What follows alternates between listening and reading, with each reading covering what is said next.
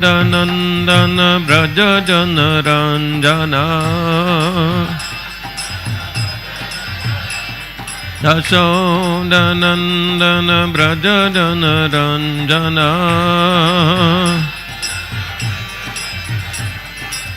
Yamuna Tiravana Chahade Yamuna Tiravana Chahade Jayo Prabhupada Prabhupada Prabhupada Prabhupada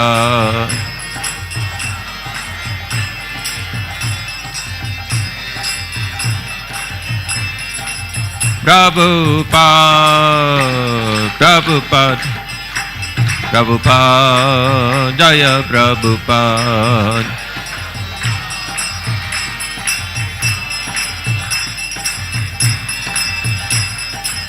Nitai Gora Haribo Haribo Haribo Gora Haribo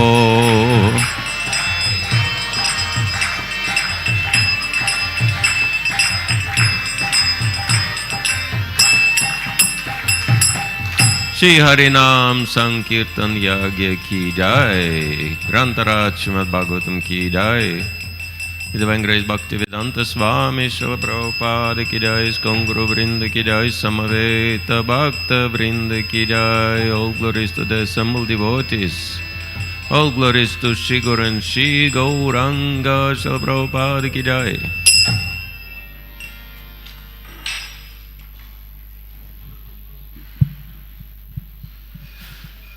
Hare Krishna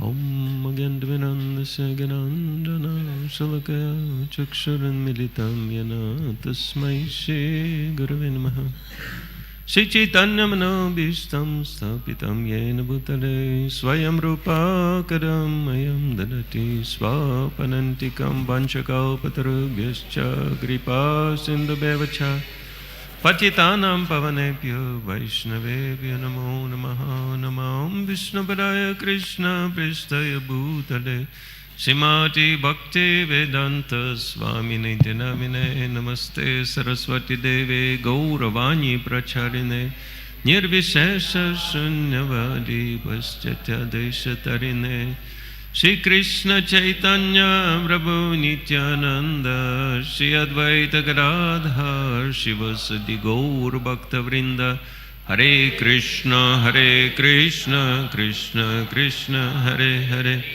Hare Rama Rama Rama Hare Hare Bhutai Madhvarema Puro Vibhur Nirmakshate Damashu Purusha Bhungte Gana Sada Sada Satmakaya Lankrishishta Bhagavan Vacham Sime Hare Krishna. Introduction. I'm learning many new things about myself through the introductions I never heard before.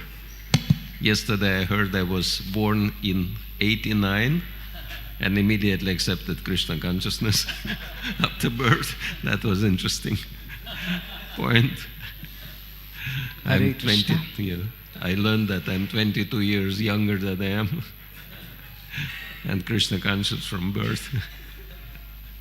We are very happy to have His Holiness Bhakti Rasayana Sagar Goswami Maharaj at Shri Radha Kunj Bihari Temple. I will read just a brief introduction about him. His Holiness Bhakti Rasayana Sagar Swami Maharaj joined ISKCON in 1989 in the former USSR, Russia. Presently he is based in London, UK. He is initiated by His Holiness Indradumna Swami Maharaj and has done a variety of services in ISKCON, including being temple president in Chelyabinsk, Russia between 1995 and 2005, regional secretary between 1996 and 2005, and GBC deputy for Russia between 1999 and 2003. He also organized building a temple in Chelyabinsk, Russia. He holds degree of Bhakti Shastri teacher and mediator, communicates in Russian and English. Let's welcome Maharaj at our Shishi Radha Kunjibari temple by loudly chanting Hare Krishna Mahamantra. Hare Krishna, Krishna Krishna, Hare Hare, Hare Ram, Ram Ram, Hare Hare. His Holiness Bhakti Rasayana Sagar Goswami Maharaj ki jai. Gaura Bhakta Vrinda ki jai. So thank you very much for inviting me to your wonderful temple, and with all your blessings we will try to read and say a few words on the subject of the 7th canto of Srimad Bhagavatam, chapter 11, which is the perfect society for social classes.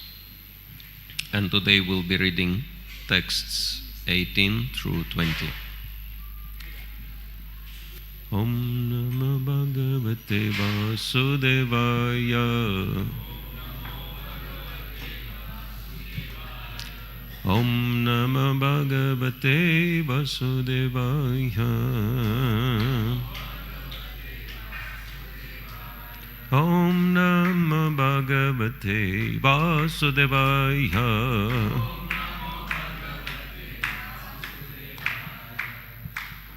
हरे कृष्णा प्रवचन का हिंदी अनुवाद मंदिर कक्ष के बाहर हो रहा है.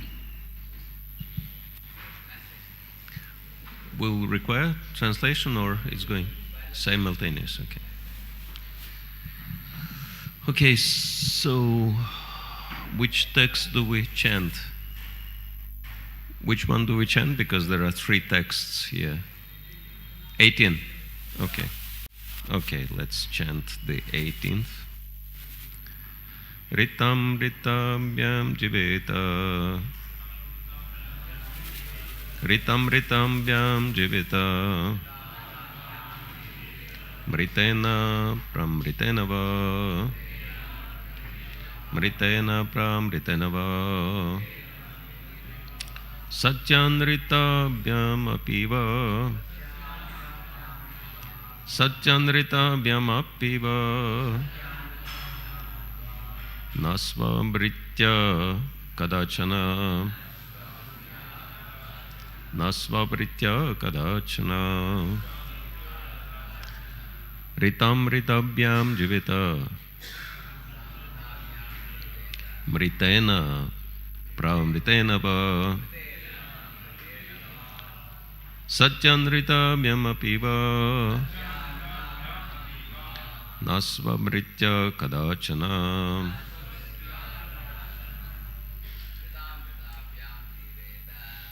Ritam jivita. Pramritena va. Apiva. Kadachana. Ritam ritavyam jivita. Ritena pramritena.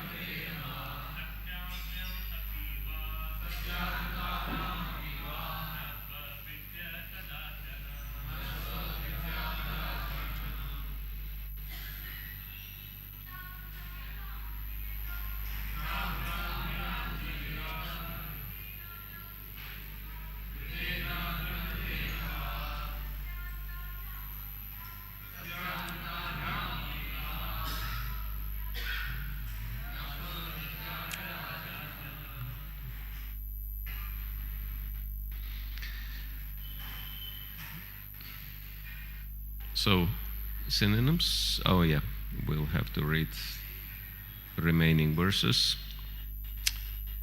Ritam ucha shilam proktam amritam yat ayachitam mritam tu nitya yanchasyat pramritam karshanam smritam satyanritam cha vanijam svapritirni cha sevanam bharjayetam sada vipro Rajanyascha Jugupsitam Sarva Vedamayo Vipra Sarva Devamayo Nripa. Synonyms: Sva Amrita Bhyam, Rita Amrita Bhyam, of the means of livelihood known as Rita and Amrita.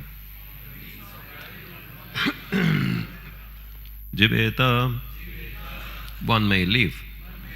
Mritena, by the profession of Mrita. Pramritena, ba, or by the profession of Pramrita.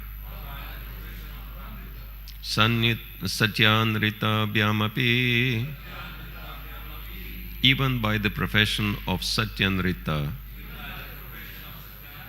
Va, or, na, never. Svabritya, by the profession of the dogs. Kadachana, at any time. Ritam, Rita. Uchashilam, the livelihood of collecting grains left in the field or marketplace. Proktam, it is said. Amritam, the profession of Amrita.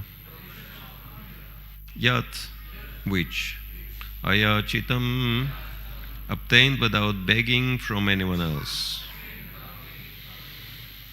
Mritam, the profession of Mrita. Tu, but. Nityayachna, begging grains every day from the farmers. Syat, should be.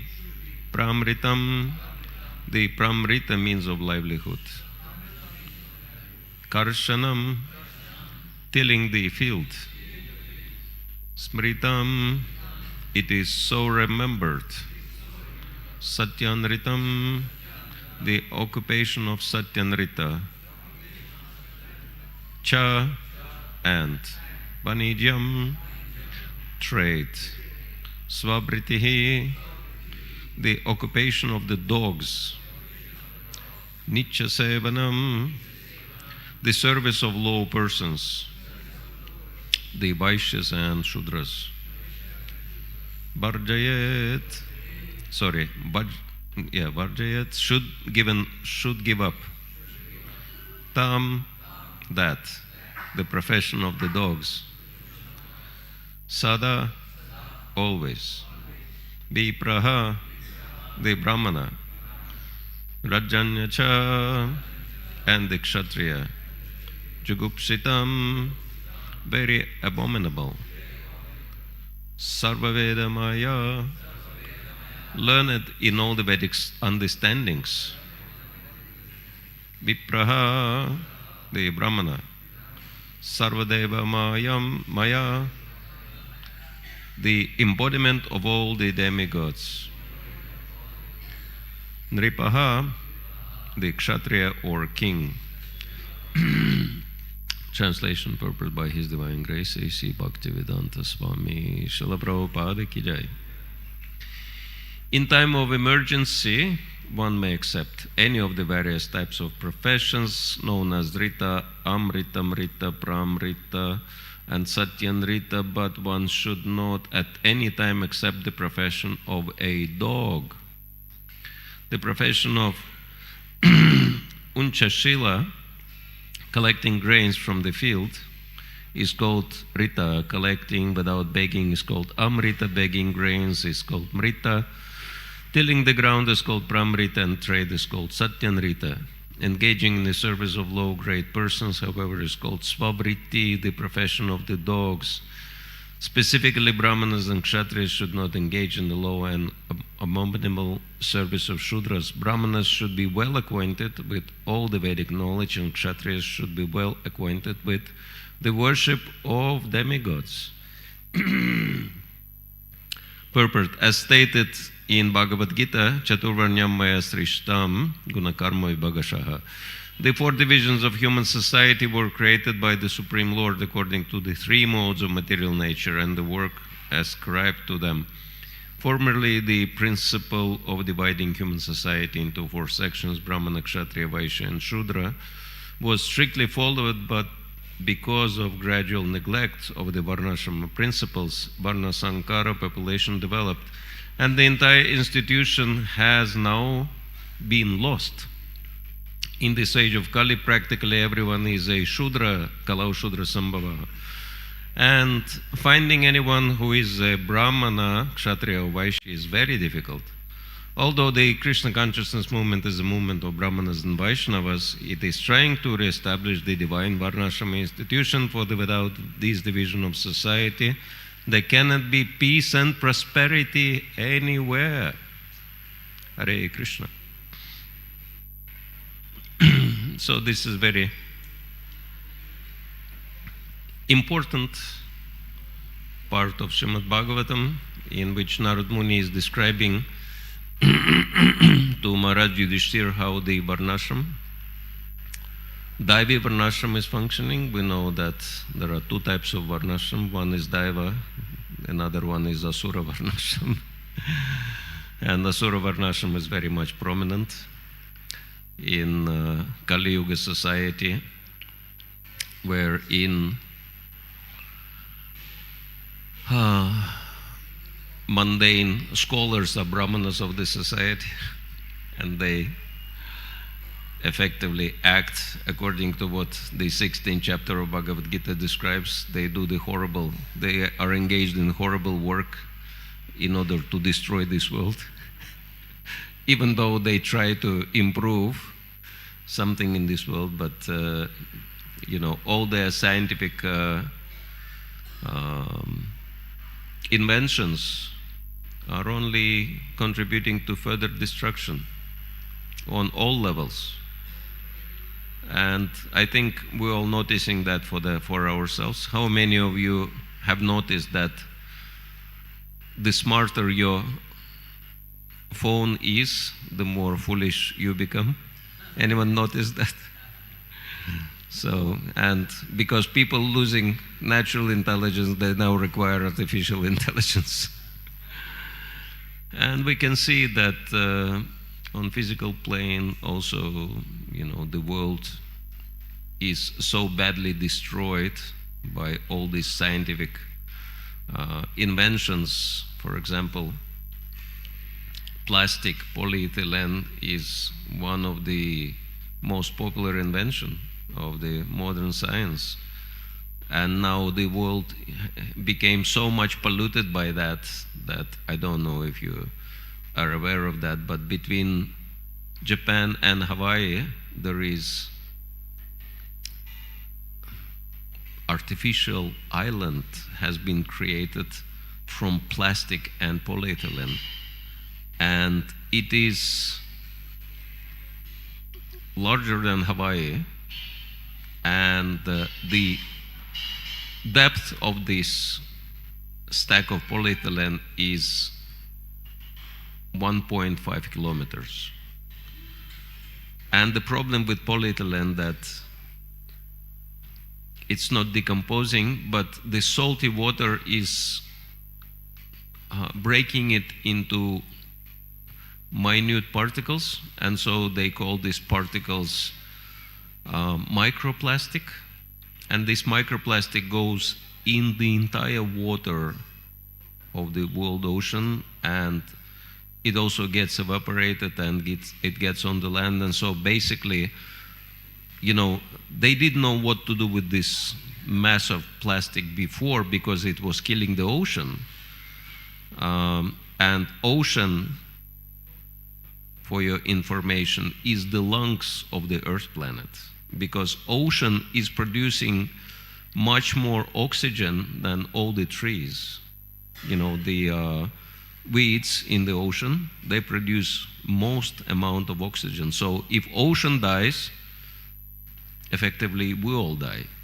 So scientists were breaking their heads how to solve this problem, and now the other problem also arising from plastic appeared, microplastic.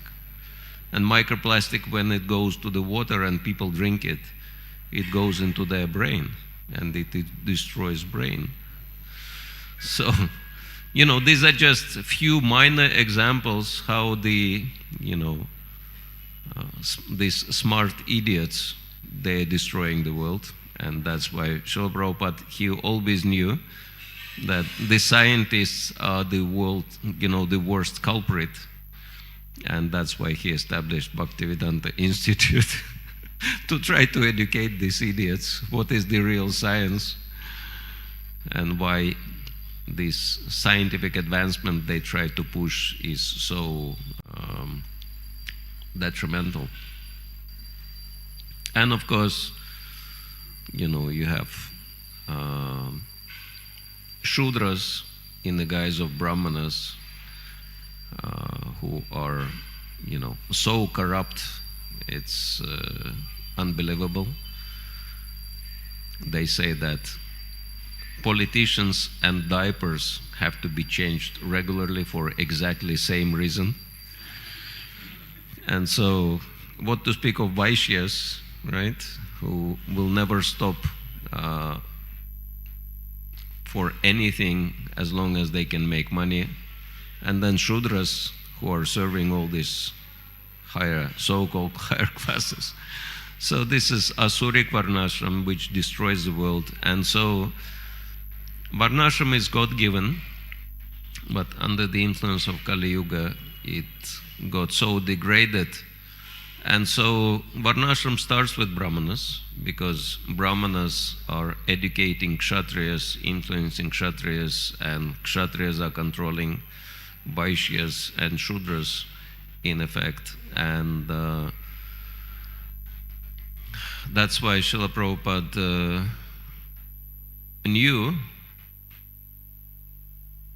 what should be done, and he gave us 7 purposes of ISKCON, and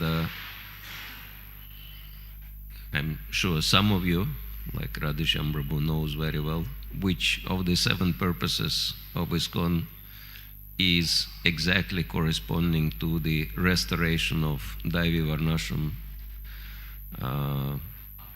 Dharma. So besides Radhisham Prabhu, anyone can tell us, out of the 7 purposes, which purpose is reflecting the goal of restoring Daivi Varnashram Dharma? Anyone can tell? Simple living, high thinking. Anyone? Farm communities. Partially.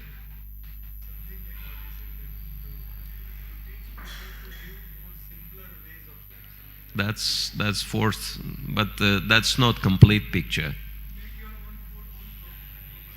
That's also, just for Vaishyas and Grihastas, but there is a core, the root, and that root is very wonderfully explained in, we have another microphone, give it to Radhisham Prabhu. He can tell us exactly what was the root purpose which highlights the importance of restoring Daivi Varnashram Dharma. Actually, as far as I remember, if I rephrase it, to make life simpler, way of life for the practice of Krishna consciousness, because Prabhupada always felt that the city life is very killing life. Mm-hmm. When you go to the farm, then it is more conducive for spiritual progress. Yeah. Yeah, farms are there, but again, farms are mostly for Vaishyas and for Grihastas. But then Varnashram Dharma is consisting of 8 elements. So actually the most important purpose is purpose number 1, which is to systematically propagate spiritual knowledge to society at large and educate all people in the techniques of spiritual life in order to check the imbalance of values and achieve real unity and peace in the world. You remember how Srila Prabhupada ends this wonderful purport? He says, last sentence of the purport, he says, Krishna consciousness movement, although the Krishna consciousness movement is a movement of Brahmanas and Vaishnavas, it is trying to re-establish the divine Varnashram institution, for without this division of society there cannot be peace and prosperity anywhere. So, Srila Prabhupada was very, very focused on this. And actually, it's kind of unachievable purpose, peace and unity in the world, if you think about it. But then there is this principle, if you try for unattainable, even if you fail, you will achieve so much that it will be much greater than anyone else's success. And you can see that Srila Prabhupada made this amazing purpose, and he tried so hard to achieve it. And actually, in the end, he said, I couldn't achieve it because I didn't have enough time. I could only give spiritual knowledge and educate and train devotees. But now you have to do that. So that's Prabhupada's legacy is vast. But one of the most inspiring legacies is something he hasn't yet accomplished. And that's the first purpose of ISKCON, peace and unity in the world. And he expected us to continue working on that. But still, Srila Prabhupada contributed very seriously to that purpose, not only by doing things within the ISKCON framework, but also regularly connecting with leaders in all fields and try to influence them as much as possible with the Vedic understanding, Bhakti understanding. And one of the brightest examples, it's interesting, one devotee says that we do everything what Srila Prabhupada was doing. Like Prabhupada was chanting and worshipping the deities and distributing his books also. And so many other things. So we follow all this. But Srila Prabhupada was also very, very regularly connected with different leaders in religious field, in social field, government leaders, and we're not so actively following that Prabhupada example, connecting with different leaders in different fields, but it is very important. And one isolated example which is interesting to note is that Srila Prabhupada have met one Catholic cardinal, and he spoke to him and he preached to him, and later this cardinal became the Pope. And you can imagine. And he actually received Prabhupada's Bhagavad Gita, he read Prabhupada's Bhagavad Gita, and devotees were so shocked that because in his sermons sometimes he would quote directly from Prabhupada's Bhagavad Gita. And there are plenty of Catholics, nearly 1 billion of Catholics on the planet. And so can you imagine, from such a height, their topmost authority is quoting directly from Prabhupada's books. And so this is the importance of preaching to the leaders, because if you influence just one person, a leader with Krishna conscious ideas, he can influence millions and billions of people with that. And so this was Prabhupada's technique, personal approach how to change the world. I mean, he was very clear that Krishna consciousness is meant not only to, create a religious organization, which ISKCON, at least externally, poses to be a religious organization, but he was actually making the point that Krishna consciousness is not a religion, but it's a spiritual science which is applicable to all people, anywhere, at all times. And so he contributed a lot, and he expected us to contribute that also to changing the world. And so it's really important to understand why did we join this movement, to change the face of the world. And it's very impressive that many Prabhupada disciples, they contribute to the same mission. And for me personally, example of Srila Radhanath Maharaj is really bright on that, in that sense, because it's easy to see what he is doing. He invested himself in attracting and training brahmanas.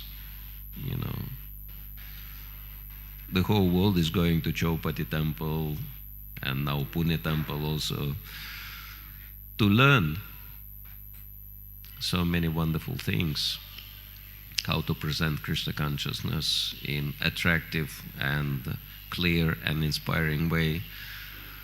And so many wonderful devotees, excellent first-class brahmanas.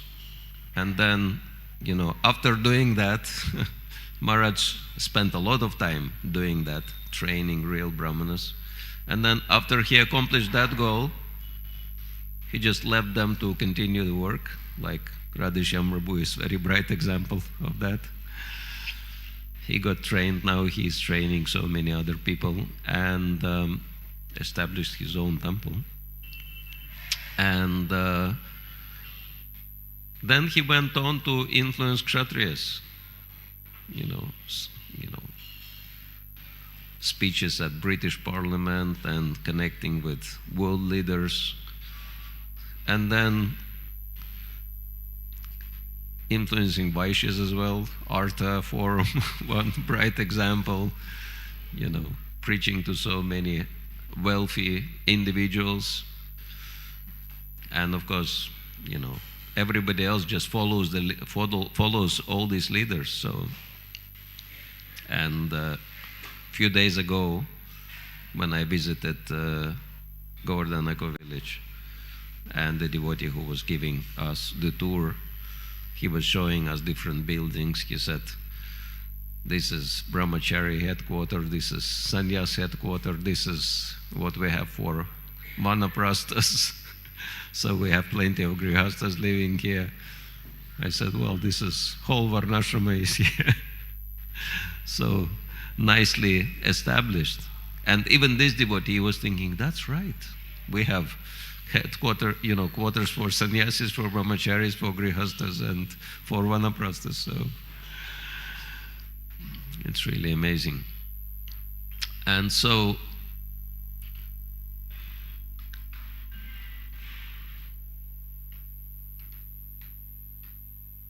with the, because the kind of scale Kali Yuga is advancing and destroying lives and brains of so many people, should make us understand that if we will not influence the world in a positive way as soon as possible, the world will just totally degrade. And it's a rush against time. And so, of course, to do that communication work, one has to be well trained and qualified, but it's something which is very important. And actually, having little experience of that, I could see how effective it is. For example, Bhakti Swarup Damodar Maharaj is another very powerful example that he's been the one of the pillars of the Bhaktivedanta Institute, and also he contributed very seriously to interfaith work. And I've learned, when I was in Mayapur in 2005, because I did little bit of the interfaith, I was very impressed that so many faith leaders from, or rather interfaith leaders from all over the world came to Sridham Mayapur, and they had huge summit in there. And I was thinking, how did that happen? And then I learned later it was Bhakti Swarup Damodar Goswami, who was one of the founders of the United Religions Initiative, which is the world's biggest interfaith network. Used to be 108 countries, now it's much more. So many thousands of branches all over the world, or they call it chapters or circles rather, cooperation circles, CCs. And Bhakti Swarup Damodar Goswami was one of the founders of that network. And when they started growing very dynamically, he said, they were deciding, where do we have our first World Summit? And the proposals were, maybe it should be Jerusalem, maybe it should be Mecca, some very prominent places. Suddenly Bhakti Swarup Damodar Maharaj says, we should come together in Sridham Mayapur. And everyone was looking at each other. What is Sridham Mayapur? Where is Sridham Mayapur? Little village in Bengal. And so, of course, out of respect to Maharaj, they didn't argue, but they didn't take it very seriously. But somehow it happened that this tragic terrorist attack, which injured Maharaj as well, happened shortly after that, and Maharaj left his body. And for the next scheduled meeting, Maharaj was not present, and they actually held that meeting in his honor because he departed between those meetings. And suddenly they remembered this was his wish, that let's have the World Summit of URI in Sridham Mayapur. And they said, okay, to honor Maharaj, let's fulfill his desire. Let's all go to Mayapur and have our, World Summit in there.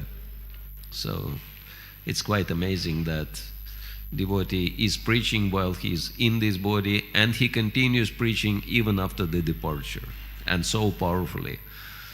And so, because, Maharaj was one of the founders, they have huge respect for devotees. And this is the biggest interfaith network with a lot of connections and a lot of potential. So, devotees like Damodar Maharaj, they, gave us so much opportunities.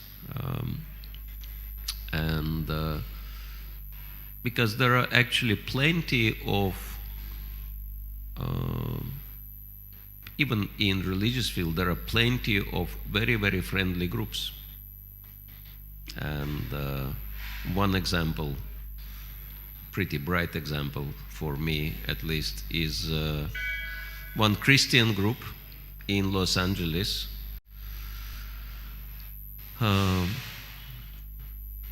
Radheshyam Prabhu, you've been to Los Angeles? Yeah. No, that they are called Agape Church. You've been there? If you go there, I highly recommend, because even some of Prabhupada disciples, they go there for the services to get inspiration, because their leader, he is really famous and Michael Beckwith, Reverend Michael Beckwith, and he's very, very friendly to devotees. And this is the Christian group which Srila Prabhupada, I'm pretty sure, would define as real Christians, because for serious practitioners, they follow all four regulative principles. And before they established their restaurant, their founder was going to Govinda's restaurant for prasadam regularly. And they are so friendly to devotees because, they accept reincarnation, they're welcoming other faiths, their purpose is pretty similar to the first purpose of ISKCON in that sense. And very, very positive. And, the leader is extremely charismatic. And he's so friendly to devotees that on regular basis he would organize Krishna Day in his church. Devotees would come, they would do kirtan, they would preach, and then he would say, okay, let's, contribute with generous donations to support them. And he would give huge donations, and this is one of the mega churches. I mean, for their Sunday, they have minimum 10,000 people, and that's Los Angeles, right? That's not India. 10,000 people minimum, and on weekday they have about 5,000 people coming together. Huge territory, and of course they contribute, and so, devotees, they chant and dance, they say something about Krishna for, an hour, they get huge donation, and he says, this is my service to Krishna. Right, and so devotees wanted to distribute books, and of course, all the people who come there, they're already open-minded and very positive. And different groups, they have their stalls to distribute whatever their books and other things. And devotees came to this reverend and they were asking, is it possible we could get our own stall? He said, why do you need the stall? The whole territory is yours. You go to anyone and distribute your books in the same way as you do on the streets. So, and of course, devotees would distribute plenty of books in the territory of this church. And so, it's quite amazing that, if you make nice connections, nice, good friendship with these kind of leaders, they could open plenty of doors and they could give plenty of opportunities for our movement to grow. And so these are few examples, few thoughts. Of course, here in Bharat, it's very easy that you have Hinduism as predominant tradition of the country, about 80% population. About 80% of the population are Hindus, and 2/3 of the Hindus are Vaishnavas. Official statistics are that there are between 600 to 700 million Vaishnavas. I think this is between 60 and 70 crore Vaishnavas in Bharat alone. Of course, when they count Vaishnavas, they would count Sahajayas, they would count caste Brahmanas, they would count everyone and anyone. All the Upper Sampradayas, they also included in that, because all of them are, based on, everything is based on Krishna, worshipping Krishna. And nevertheless, we know very well that, so many Vaishnavas, statistically, but how many of these Vaishnavas, they even know what it means to be a Vaishnava? What to speak of following, that's another question. So there is a lot of work to be done in this country to help Vaishnavas to understand what it means to be Vaishnava. And nevertheless, because Vaishnavas are basically predominant religion in the country, pretty much all the doors are open and everyone is ready to work with us, and so we should be taking advantage of that and creating new fields. So basically our goal should be, how do we accelerate the process of spreading Krishna consciousness? And I'm pretty sure Radheshyam Prabhu can resonate with that, because it's really important that our speed of spreading Krishna consciousness is not less than the speed of degradation in the country. Otherwise we're going to lose the race. So that's why it's really important to think fast how to re-establish Daiva Varnashram, at least in Bharat, because my Guru Maharaj made the point that the whole world can go to hell, but as long as in Bharat Krishna consciousness is thriving, there is no problem. You can replant Krishna consciousness from Bharat again and revive Krishna conscious development all over the world. But if something happens to Bharat, it's like the heart. Actually, someone said, kind of speculation, but interesting speculation, if the earth is a living entity, as we know, Bhumi Devi, so if you look at the continents, it's very interesting that in the center there is Bharat, and Bharat, if you look at it, shaped like a heart. So Bharat is like the heart of the planet, right? Of course you have Russia, US, two powerful arms, etc. Probably Africa is like legs or something. But Bharat is definitely the heart of the earth planet. And so, something can happen to other parts of the body will still function, but if something happens to the heart, that's it. And that's why Bharat is so important, right? Re-establishing and developing Krishna consciousness. And not only Krishna consciousness, Srila Prabhupada was very clear. If you read the Bhagavatam 6.10.6 purport, Srila Prabhupada makes very, very important and powerful point. And this is in relation to Dadichi Muni sacrificing his body for as per request of demigods, after he learned that it was the desire of the Supreme Lord.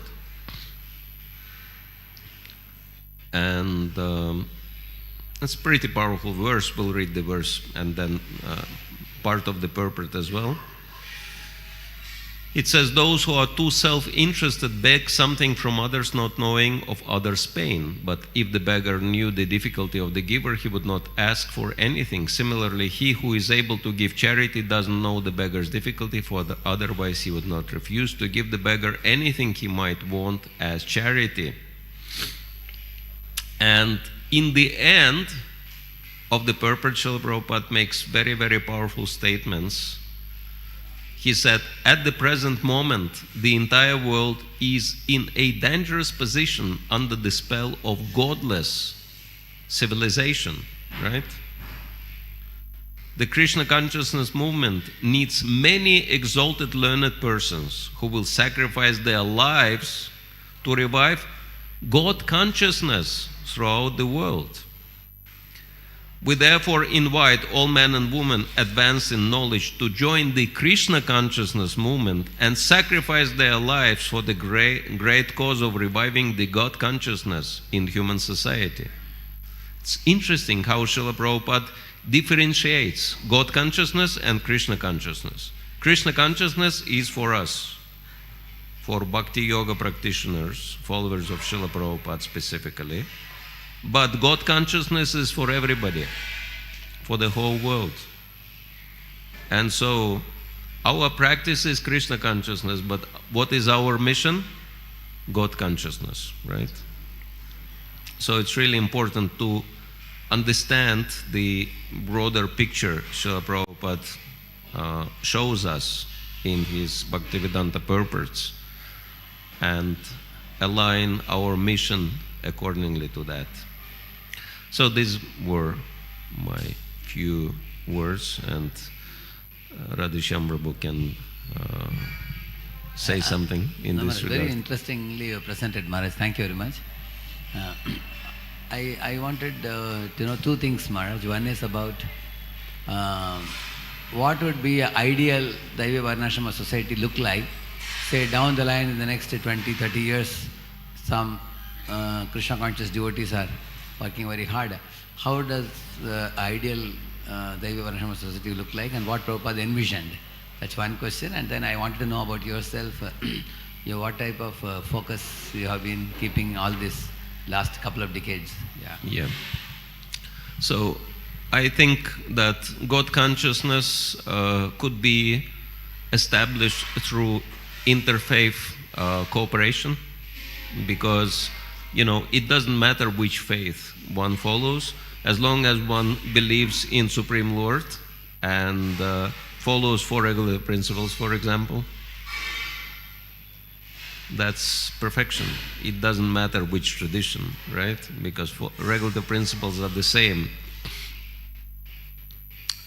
And if we manage to establish this network of faith leaders who have full spiritual knowledge, because it's the same really. I mean, myself, before I come from Muslim background, Islamic background, so I've read Quran, then I've read Bible, but I was not happy with very vague spiritual knowledge presented there. So I wanted something very specific, very concrete. I was so happy when I came across Prabhupada's Bhagavad Gita, because everything was so crystal clear.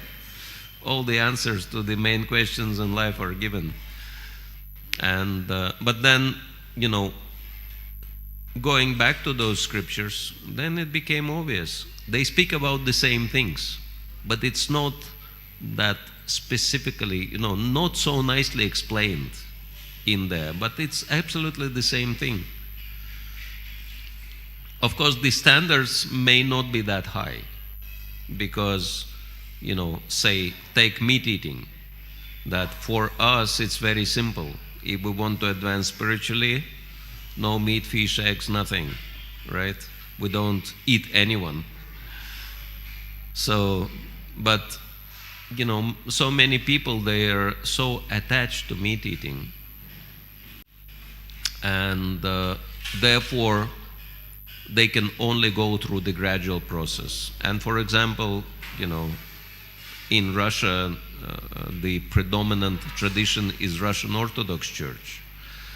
And they have, out of 365 days of a year, they have more than 200 fasting days when they cannot take any meat.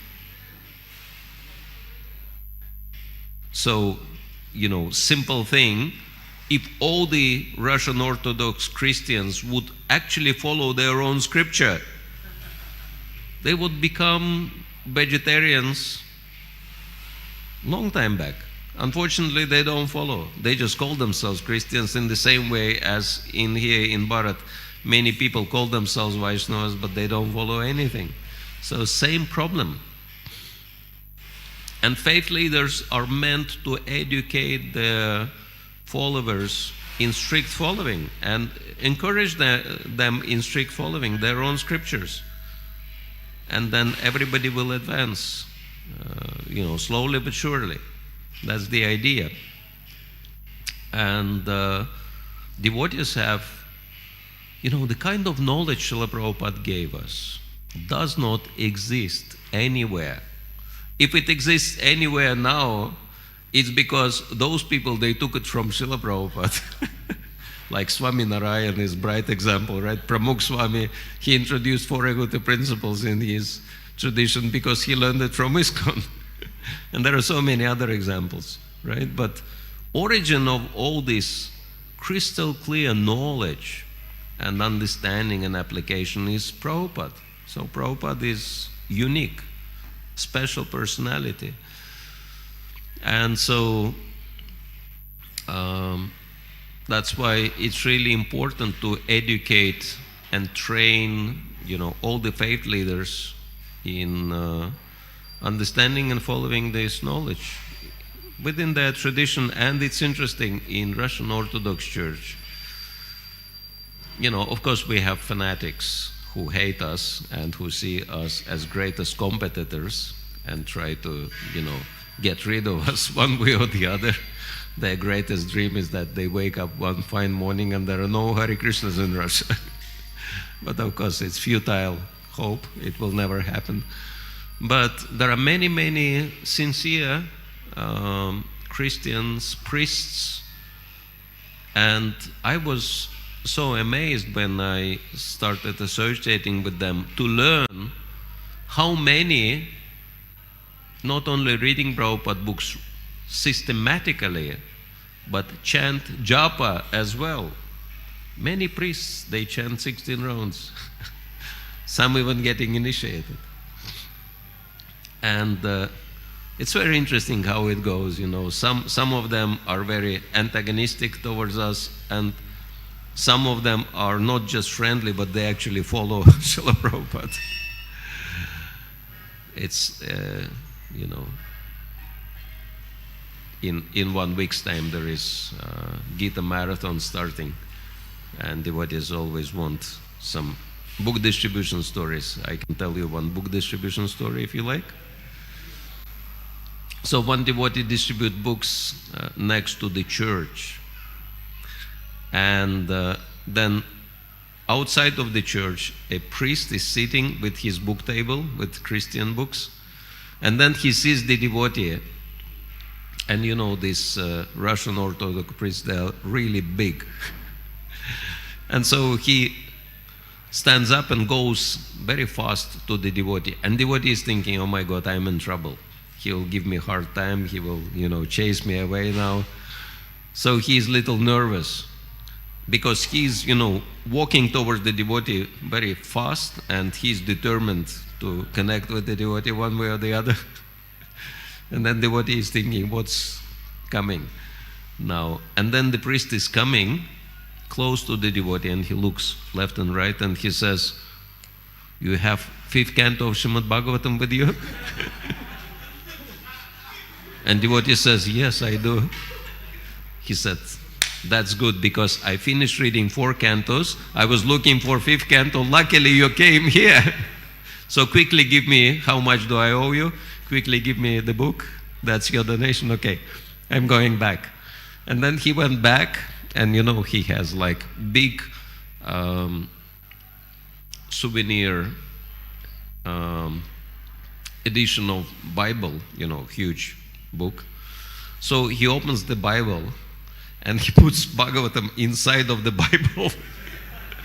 And for outside people it looks like he reads Bible, but he actually reads Bhagavatam. Make sure no one, tells him anything.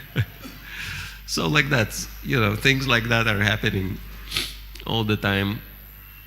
So we have friends in that area as well.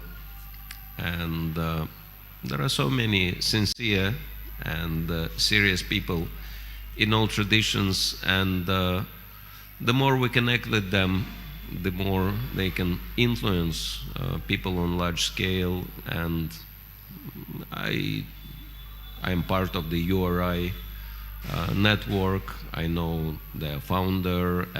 I met with him, and so they open a lot of opportunities for us. And also working with government leaders, as you have experience in here, is really important. So I think by developing these two channels very actively, we could achieve huge goals in a very short time. I mean, UK is a very bright example. As you know, Avanti school became possible because of Hindu network, because otherwise government would never fund just us, Hare Krishnas, but because this is Hindu school connected to the network of all Hindu organizations, they gave a lot of money, etc. And now, you know, so many children, they can take prasad, worship deities, etc., etc. So this networking gives us huge advantages, and I'm also trying to take part in that as much as I can, and try to encourage as many capable devotees as I can to join that. Hare Krishna. Thank you, Maharaj. Hare Krishna, for a very wonderful class. Please accept my humble obeisances. In the beginning, you mentioned about Varnashram system, and I remembered Prabhupada told in one morning walk that city life is in mode of passion and village life is in mode of goodness. And then he says brahmachari should go out in cities and preach and make devotees, and grahastha should go in villages and develop farm communities. So Maharaj, my question is, in this current day and age, when we are dealing with technology very closely, like ChatGPT and AI and everything, how do we practice what Prabhupada said? If we take it word to word, then it is impossible for us. Somebody who is aspiring for Grahastha ashram, he cannot go in villages and just take up a simple job to maintain family and run the house. Then how to understand this? Hare Krishna. Well, for Grihasthas, ideal situation is not a job, but to become a leader. Because if someone is well trained in Krishna consciousness, he can look after the whole village, you know, become like a spiritual leader in a village. And I know one devotee in Sridham Mayapur who went, actually he's not even Grihastha, but he's brahmachari, but he was so inspired by the idea of making village people Krishna conscious that he went to one village near Katwa, and he took his residence there and started preaching to villages. And so many of them started chanting and following and reading Prabhupada books. So he transformed the entire village. So many people became devotees. There is one lady who started practicing Krishna consciousness, and she's 102 years old. 102. And she's still working on the field. And, you know, she's perfectly healthy. Even her eyesight is good. The only problem is hearing. That's all. That's the only problem she has at 102 years, right, of age. And she started chanting japa, which is a huge, you know, huge achievement. So I think this is what Srila Prabhupada would be happy to see, that devotees not just go to live in village, but to become spiritual leaders for all for the entire village, and transform their whole community, make them Krishna conscious. And so if you look after people, you don't have to work. They will provide you with everything. You just have to give them time and attention and educate and train them, and that's it. And you wouldn't have to worry about anything material whatsoever. Yeah. Just Maharaj, one more point. In this city life, when we are working in 3 shifts, morning shift, evening shift, night shift, how to practice this simple living, high thinking, this principle, what we taught in this class? Hare Krishna. Well, this is why not Srila Prabhupada, but Narad Muni highlights actually 3 times in these 3 verses, right? No profession of the dog should be taken by a Brahmana. And yeah, it's pretty clear that since, you know, our movement is meant to educate and train people to become Brahmanas, you know, working for someone is undesirable option. So much better is that devotees become at least self-employed. I often talk about 4 levels of work, and each next level is better than the previous one. So the worst level of work is working for someone. Then next higher level is working for yourself. Even better is working on yourself.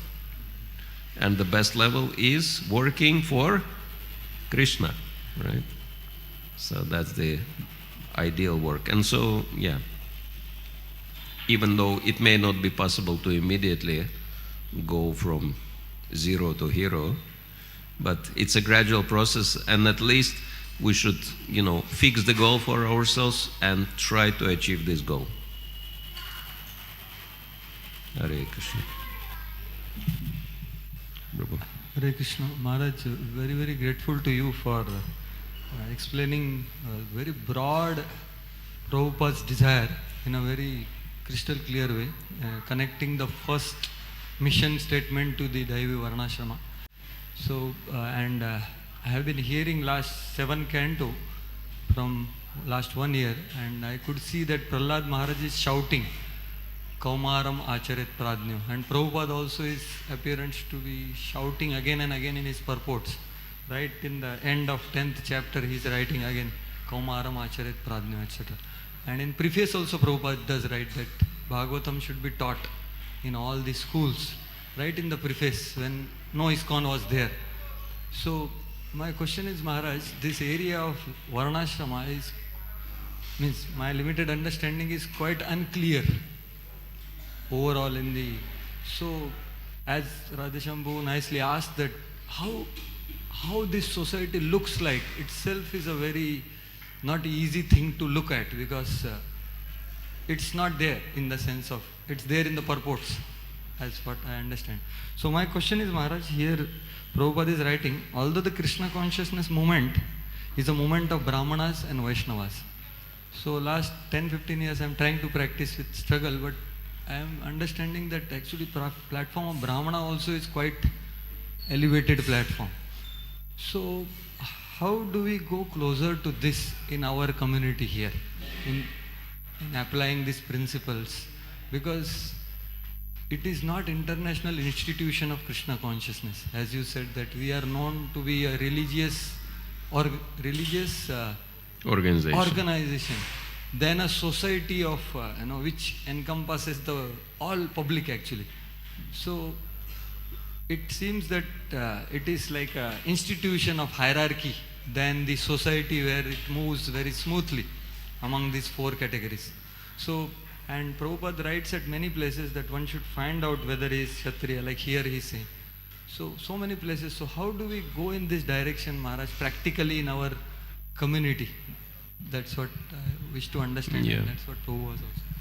Yeah, I think Srila Prabhupada envisioned that not everyone will become fully practicing devotee, but we should try to encourage everybody to contribute to our mission one way or the other.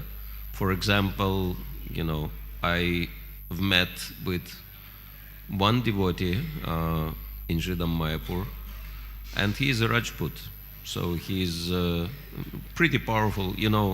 If you see Kshatriyas, you will immediately recognize they're very stout and strong and very beautiful looking, etc., and powerful and very charismatic, right? So he's in that category. He comes from Rajput family, and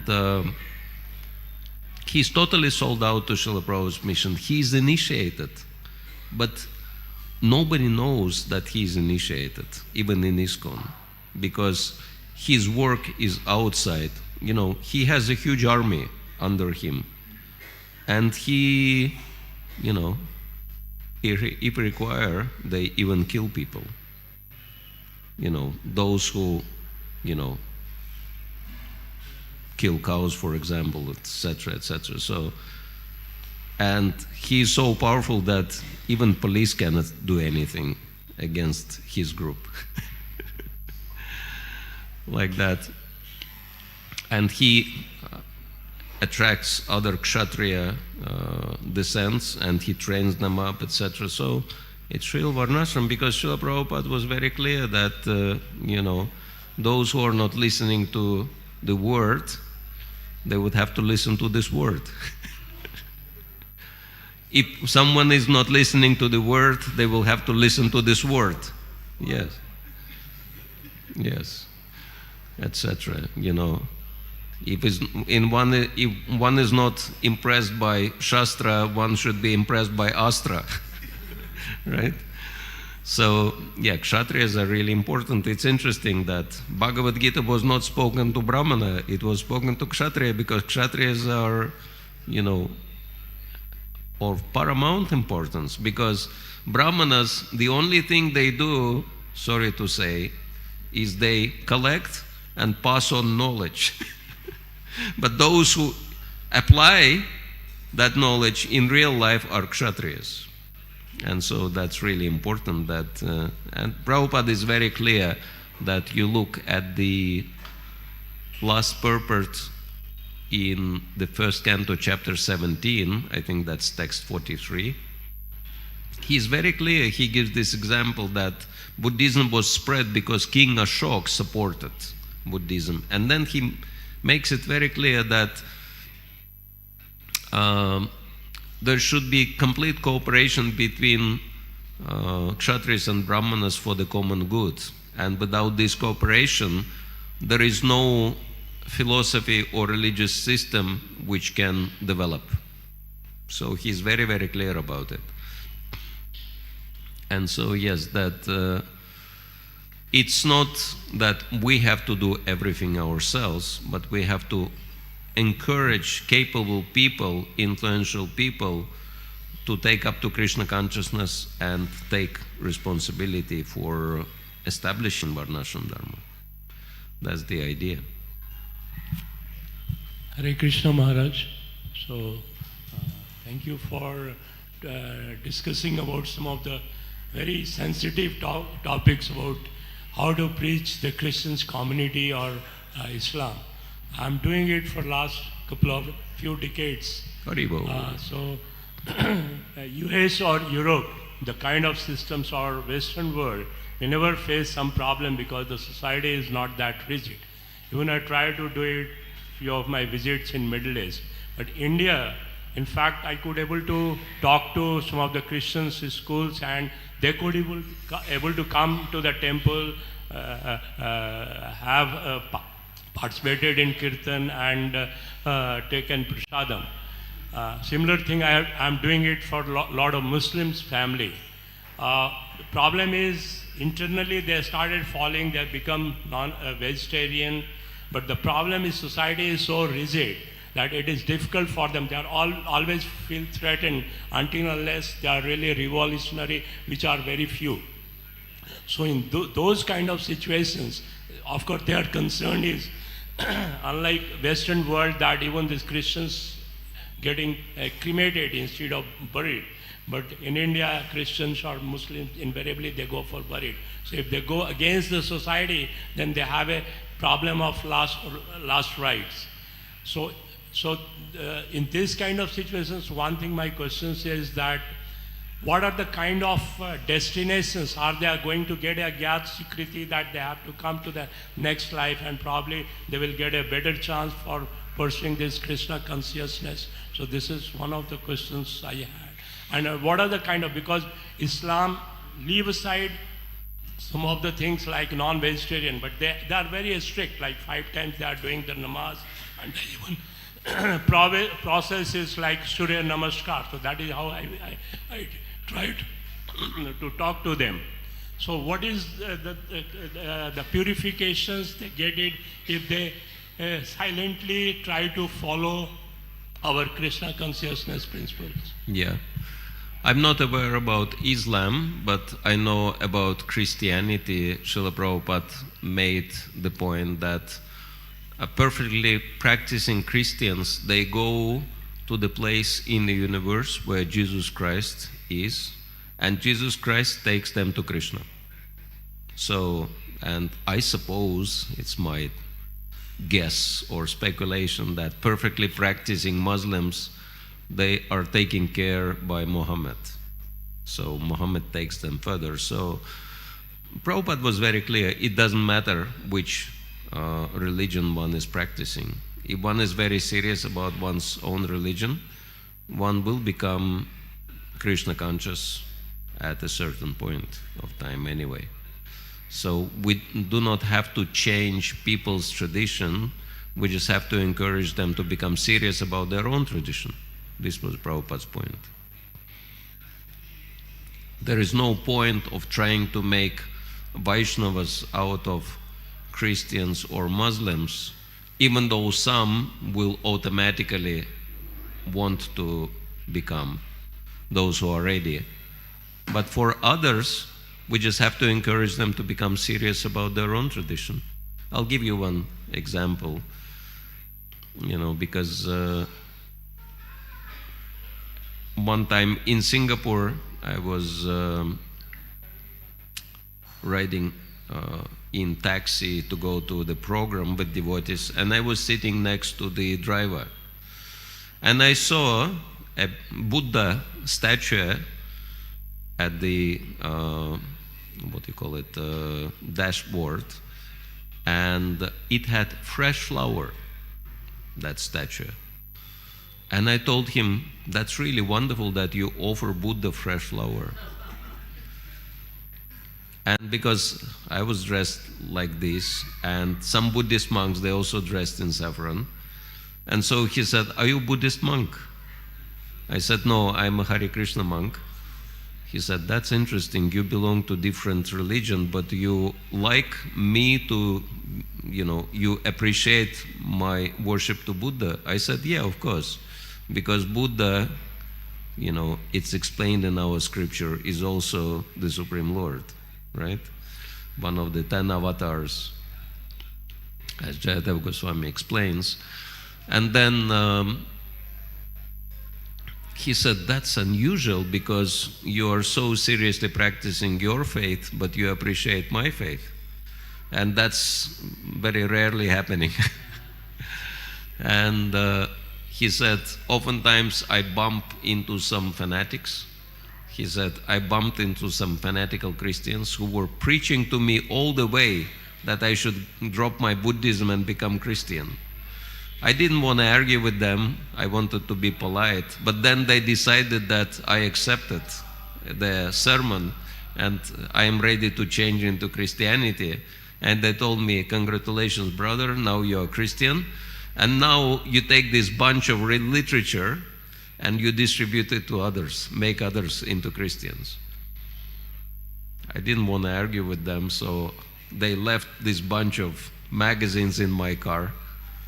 And now I don't know what to do with it, because I know, that's word of God, not to be disrespected. I cannot just throw it in the garbage, but I don't want to distribute it. What do I do? And I told him, it's very simple. Just find some public place, some restaurant or something, and just leave it there. Whoever wants will take, whoever will not want will not take, so it will up to God who is interested, or what will happen to it later. At least you won't be throwing it away. So he was so happy. He said, oh my God, I carry these magazines for so many days, I don't know what to do with it. You relieved my headache. I will do that. And then he said, he developed some trust, and he said, how do I improve in my Buddhist practices? And I know very little about Buddhism, but I told him very simple thing, that you have to chant mantras with name of Buddha, because name of Buddha is very powerful. And you have to listen to classes and learn from, Buddhist scholars to understand Buddhism better. And he said, that's amazing. And, he really liked it. And when we arrived to the destination, and devotee wanted to pay, he said, no pay. I actually want to give a donation to this monk. And he pulled out $20 and he said, this is donation, it's like transcendental taxi. You take a ride and then driver pays you in the end, right? It's good taxi. So, but, it's really important to encourage people, because I had so many experiences. If people strictly follow their own tradition, in time they will automatically become devotees. It's like a fruit which is not ripened, right? If you pick this fruit up, it's useless. It's not ripened. Just leave it on the tree. Just water the tree. And the ripened fruit you can take. So that's the idea, all these traditions, they are like trees, and so many different practitioners, and some of them are ready, but some of them are not. And so that's why we have to encourage everyone to follow their tradition, and those who are ready, they will take Krishna consciousness anyway. We don't have to push. Hare Krishna. All right, I think our time is over, so thank you all very much. Grantaraj Srimad Bhagavatam ki jai, Srila Prabhupada ki jai, Nitai Gaur Premanande. Gaura Bhakta Vrinda ki jai. Oh yeah, we have some Mahaprasad from Giriraj Govardhan, if anyone's interested.